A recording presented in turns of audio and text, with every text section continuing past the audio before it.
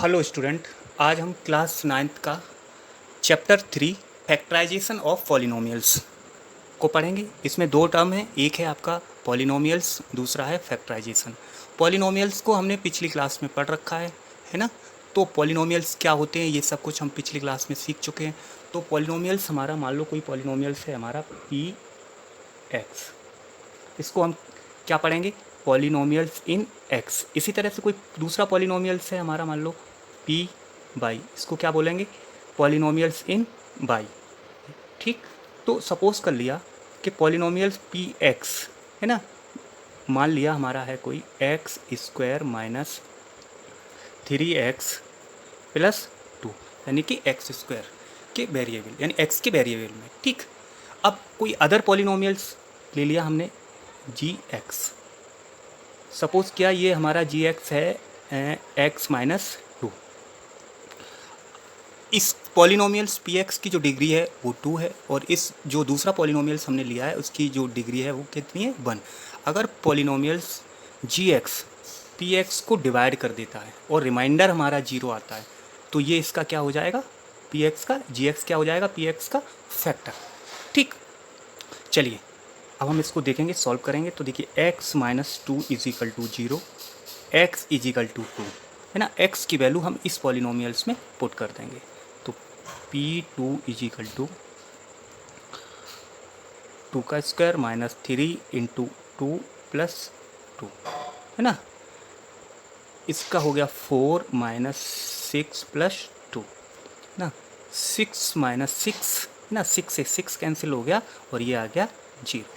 अब देखिए पिछली क्लासों में हमने पढ़ा था, जब भी हम किसी पॉलिनोमियल्स को दूसरे पॉलिनोमियल्स से डिवाइड करते हैं तो, और अगर वो एग्जैक्टली डिवाइड हो जाता है तो वो क्या हो जाता है, उसका फैक्टर, यानी कि रिमाइंडर 0 आ जाना चाहिए। तो हम इसको क्या लिख सकते हैं, such that G X is a factor of polynomial P X. Suppose हमने कोई दूसरा पॉलिनोमियल्स ले लिया, इसका नाम दे दिया हमने क्यू एक्स है ना। Q X is equal to X minus 1। अगर ये पॉलिनोमियल्स भी इसको डिवाइड कर देता है तो ये भी क्या हो जाएगा, इसका फैक्टर हो जाएगा। चलिए X minus 1 is equal to 0, X is equal to 1 है ना। ये इसमें पुट करेंगे इस पॉलिनोमियल्स में, गिवन पॉलिनोमियल में। तो देखेंगे p1 इज इक्वल टू 1 का whole square minus 3 into 1 plus 2 है ना। तो देखिए 1 माइनस 3 प्लस 2, तो p1 is equal to 3 minus 3 और p1 इज इक्वल टू 0। देखिए इसको भी हमने इसमें लिखा इस पॉलिनोमियल्स में, तो इसकी वैल्यू कितनी आ गई इस पॉलिनोमियल की, 0, यानी कि ये x माइनस 1 भी क्या हो गया, इसका फैक्टर हो गया। तो हम इसको भी लिख सकते हैं कि Q X is a factor of polynomial P X. Q X क्या हो गया, इस पॉलिनोमियल पी एक्स का फैक्टर, और गिवन पॉलिनोमियल हमारा क्या था, P X is equal to X square minus 3x plus 2 है ना। और इसके फैक्टर क्या निकल के आए, जो इसको एग्जैक्टली डिवाइड करते, एक निकल के आया हमारा x माइनस 2, दूसरा हमारा निकल के आया x माइनस 1। तो देखिए x minus 2 and x minus 1 है ना। इस पॉलिनोमियल्स को हमने दो पॉलिनोमियल्स में डिवाइड कर लिया, या हम कहें स्प्लिट कर लिया। ठीक, तो इसके ये क्या होगा, इसके फैक्टर हो गए। इसी को हम क्या कहते हैं, ये क्या होगा, ये सब इसके क्या हो गया था, ये इसका फैक्टर हो गया।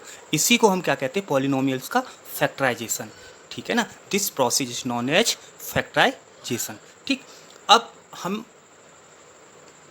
पॉलिनोमियल्स का फैक्टराइजेशन के लिए बहुत काफ़ी कुछ बेसिक आइडेंटिटीज़ का यूज करते हैं। वो कौन सी आइडेंटिटीज़ हैं, ये हैं हमारी a minus B, A square minus B square is equal to हो जाएगा a प्लस बी। ये स्टार्टिंग वाली एक्सरसाइज में आपको ज़रूरत पड़ेगी। सेकंड है हमारा a प्लस बी का whole square, A square plus B square plus 2ab। और थर्ड है हमारा a माइनस बी का होल स्क्वायर। ये हो जाएगा A square plus B square minus 2ab है ना। ये जो स्टार्टिंग में एक्सरसाइज सॉल्व करेंगे तो उसमें ये आइडेंटिटीज हमारी यूज होंगी। ठीक, अब देखेंगे, अब हमें ये जो पॉलिनोमियल्स हैं इनके फैक्टर के लिए काफ़ी डिफरेंट डिफरेंट मेथड होते हैं, लेकिन हमारे जो एक्सरसाइज है उसमें 2 मेथड के ही क्वेश्चन आपको सॉल्व करने को मिलेंगे। एक है factorisation by taking out the common factor. आपको कोई फैक्टर दिया होगा, आप इजीली उसमें आपको दिख रहा होगा कौन सा कॉमन फैक्टर है, आप उसमें से उस फैक्टर को निकाल लेंगे और उस पॉलिनोमियल्स को सॉल्व कर लेंगे। दूसरा मेथड है फैक्टराइजेशन बाय ग्रुपिंग। अब हम जो हमें दूसरी तरह के क्वेश्चंस मिलेंगे उसमें हम देखेंगे कि इसमें हमें कॉमन नहीं दिखेगा, तो हमें क्या करना पड़ेगा, उस जो पॉलिनोमियल है उसका हमें क्या करना पड़ेगा, ग्रुपिंग करनी पड़ेगी। ग्रुपिंग करने के बाद फिर हमें कॉमन फैक्टर मिलेगा और हम उसको कॉमन लेके उसको सॉल्व कर लेंगे।